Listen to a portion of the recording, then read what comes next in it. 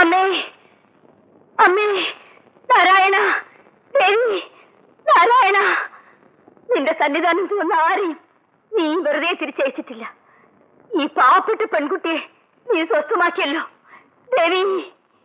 தெய்வம் அலங்காரங்களுக்கும் அபிஷேகத்துக்கும் மட்டும் கோயில் அல்ல.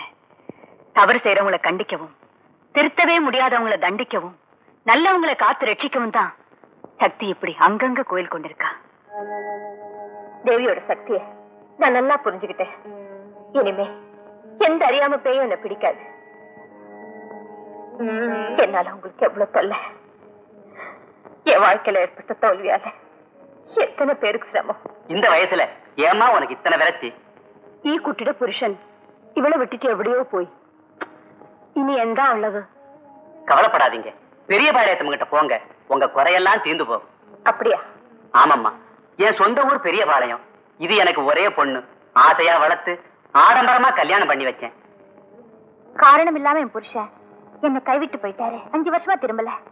பெரிய பாளையத்தம்மனை வேண்டிக்கிட்டு மஞ்சள் நீராடி வேப்பஞ்சேலை கட்டி பிரார்த்தனையை முடிச்சா என் பொண்ணு போன புருஷன் தானா திரும்பி வந்துட்டாருமா. அப்போ நானும் உங்களோட பெரிய பாளையம் வரட்டுமா? தாராளமா வாமா, வேண்டிய உதவியை நான் செய்யறேன். அம்மா சூட்சிச்சு போனே மோளே, சூட்சிச்சு கொண்டு போனே. சரி. 1000 2000 3000 4000 5000 எவ்வளவு பெரிய வாய், எவ்வளவு பெரிய இந்த உலகத்துல நீங்க காட்டேரிய படைச்சது உங்களுடைய இருப்பை அதிகமாகத்தான் நினைக்கிறேன். கொல்லி வாய் பிசாச படைச்சதே என்ன குபேரன் ஆக்கத்தாண்டா. குருதேவா, அதாவது எனக்கு அற்புதம் நடக்குன்னா உங்களுக்கு இந்த அடுப்பு சாம்பல்லே ஆட்சிக்காரே.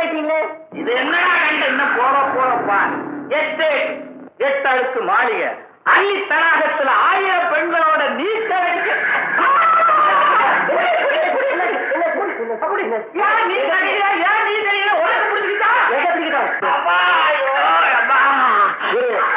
அள்ளி தடாகத்துல 1000 பெண்களோட நீச்சல் அடிக்க போறேன்னு சொல்லிட்டு இப்படி அசந்து உட்காந்துட்டீங்க. ஐயோ நான் அசரலடா, நான் விட்டனே ஏவலு, அது என்ன அசத்தி இருச்சுடா. ஏவலுக்கு தாவுறதுக்கு இடம் இல்லைன்னா ஏவி விட்ட வேண்டே திருப்பி வந்துடா பாவி. அப்ப உங்ககிட்ட திரும்ப வந்துச்சுல பாத்திரிக்கா கேக்குறியா பரதேசி? ஐயோ அப்பா, பத்தினிக்கு துரோகம் பண்ணனே இப்ப என்ன படாத பாடு படுத்துதுரா. ஐயோ என் குருநாதன் சொன்னா மந்திர தந்திரங்களை எல்லாம் நல்லதுக்கு பயன்படுத்து, கெட்டதுக்கு பயன்படுத்தினா உன்னையே திருப்பிக்கணும்னு சொன்னது உண்மையா போச்சே. அப்பா ஐயோ, தன்வினை தன்னை சுடும், தன்வினை தன்னை சுடும், தன்வினை தன்னை சுடும், தன்வினை தன்னை சுடும். நிச்சயதார்த்தத்தை முடிச்சிட்டோம், கல்யாணத்தை தை மாசம் வச்சுக்கணும். அவ்வளவு தள்ளி போடணுமா? இன்னும் 2 நாள்ல கல்யாணத்தை முடிச்சுட்டா நல்லது. ஏன் அவ்வளவு அவசரப்படணும்? ஒரு ஃபாரின் சோசியர் நாள் குறிச்சு கொடுத்துட்டாரு, அதனாலதான் இவ்வளவு அவசரம்.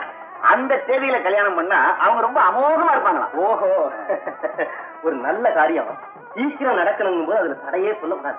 ஆமாங்க, கல்யாணத்தை நான் ஜாம் ஜாம் நடத்துறேன். பணத்தை வாரி விட்டோம்னா மாப்பிள்ளை பொண்ணத்தோட எல்லாத்தையும் வரைக்கலாங்களாமே, குழந்தைய தவிர. சரி, நெருங்கின பந்துக்களுக்கு எல்லாம் இப்பவே டெலிகிராம் கொடுக்க ஆரம்பிச்சுடுறேன். திடீர் கல்யாணம் ஒரு திருலிங்கா இருக்கட்டும். சாப்பிட போமா? நீங்க 2 பேரும் கடைசி பண்ணுங்க. நான் அப்பவே சொன்னேன், வளையிறான்.